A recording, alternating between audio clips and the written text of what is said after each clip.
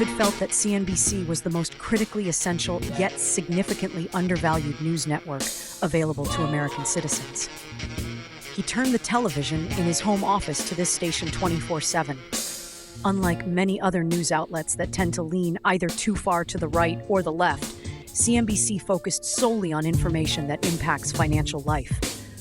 From the opening bell to the closing bell, the stock trading results were straightforward and clear-cut, providing viewers with updates on developments in the business world and how they affect the wallets of the average person. David also viewed CNBC as an educational resource that could prepare hundreds of millions of people of color to build wealth in anticipation of a significant demographic shift expected to occur in 2045.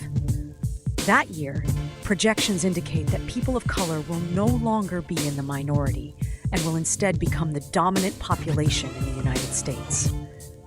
Although he understood he might not live to witness this change, the idea of the Pilgrims' descendants, who had on many occasions resorted to war to resolve conflicts, finally becoming the minority in America, filled him with joy.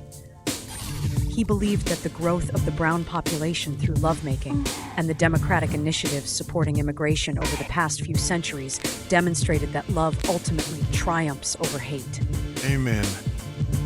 David was always one to evaluate a woman based on her intellect, but he couldn't help but notice Onyx's strikingly beautiful Afrocentric facial features.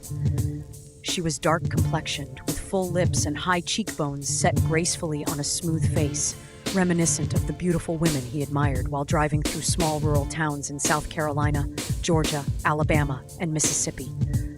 Onyx had a curvaceous and full-bodied figure, exuding confidence. She was homegirl thick and cornbread fed, just the kind of woman he was typically attracted to. However, he knew that he couldn't allow himself to dwell on those thoughts at this critical juncture when so much unfinished business lay ahead. Though Onyx was more composed in her gaze than David, she also felt a connection.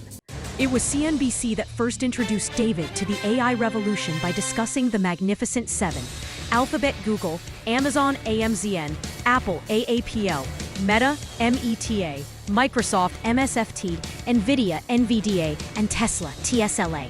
These tech stocks, along with numerous smaller companies, are primarily focused on AI, including David's favorite, Supermicrocomputer Inc., SMCI. The first industrial revolution began in 1750, the second in 1870, the third in 1950, and the fourth industrial revolution started yesterday.